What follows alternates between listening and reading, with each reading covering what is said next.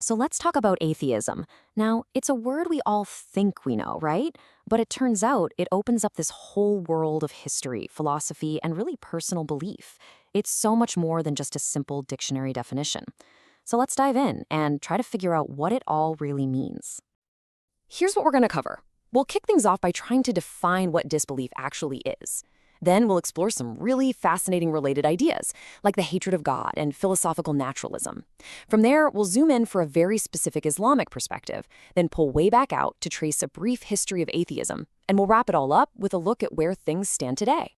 All right, first up, defining disbelief. Let's get past the label itself and really break down what's going on when someone says, "I'm an atheist." So what are we really talking about here? This is the big question, and it's exactly where our source material starts, because it wants to get way beyond that simple one-liner we all have in our heads. Okay, on paper, it seems super simple. Atheist literally just means not a theist. Easy enough. But in the real world, our source argues that this one word can cover a whole bunch of different positions, and just sticking to that literal meaning, well, it doesn't really tell you the whole story.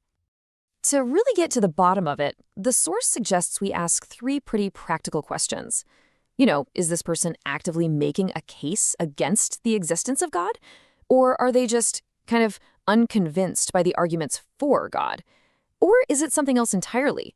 Maybe just a personal choice that doesn't really get into all the deep rational arguments. And this chart really lays out the author's whole breakdown. If an atheist is making positive arguments against God, then that's a claim and it needs evidence to back it up. If they're just not convinced by the arguments for God, the author says, that sounds a lot more like agnosticism. And if it's just a choice, well, from this perspective, that doesn't really have a rational foundation, kind of like believing in fairies.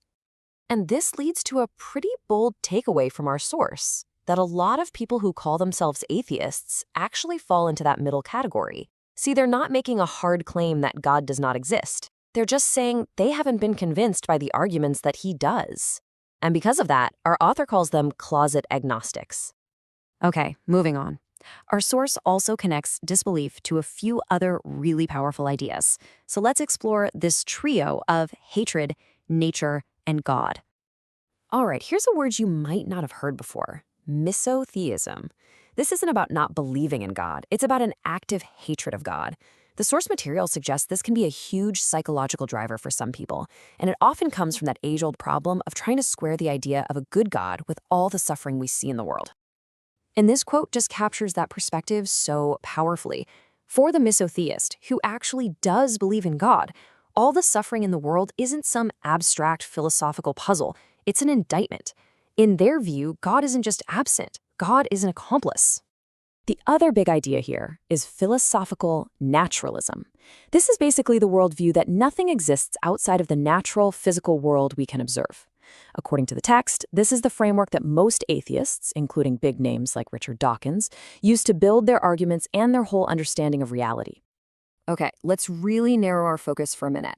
For this next section, we're diving into a very specific theological framework, the Islamic perspective on atheism, which is all centered around this concept of ilhad. The traditional Islamic term is ilhad. Now, the root of the word itself means to deviate. And that framing is so important here because it tells you everything you need to know from this perspective. Atheism is seen as a deviation from what is natural and rational for a human being. And this all builds on a core theological concept that's mentioned in the source, the idea that every single human is born with this innate, deep-seated nature that already acknowledges God. So from this point of view, atheism isn't the default setting. It's actually an unnatural aberration, a turning away from how we're meant to be. Okay, time to pull the lens way back out and get some historical context. Let's trace the long and winding story of disbelief as it's laid out in our source material.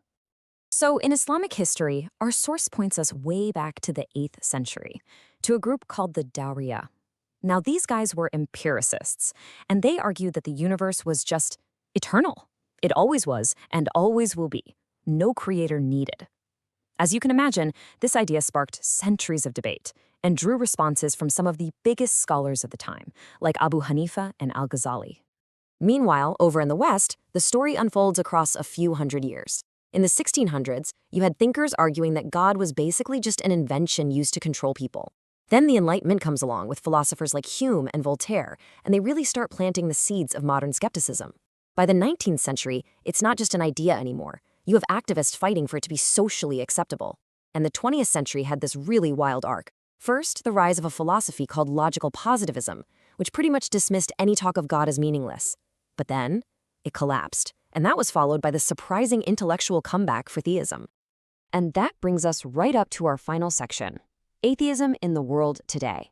So what does the landscape of disbelief actually look like, right here, right now? Well, first, let's just talk about the sheer scale of it all. The material we're looking at makes a pretty stunning claim. If you group all non-believers together, they are the fourth largest belief system on the entire planet. That is a huge chunk of the world's population. And this chart really puts that into perspective. Right behind the world's three biggest religions, you've got this massive global group of non-believers. It's just a striking way to see how widespread this worldview really has become. And when you start looking at specific places, the numbers are pretty eye-popping. In England and Wales, over a quarter of the population reports having no religion. And then there are the surprises. A poll mentioned in our source found that even in Saudi Arabia, 5% of people identify as convinced atheists.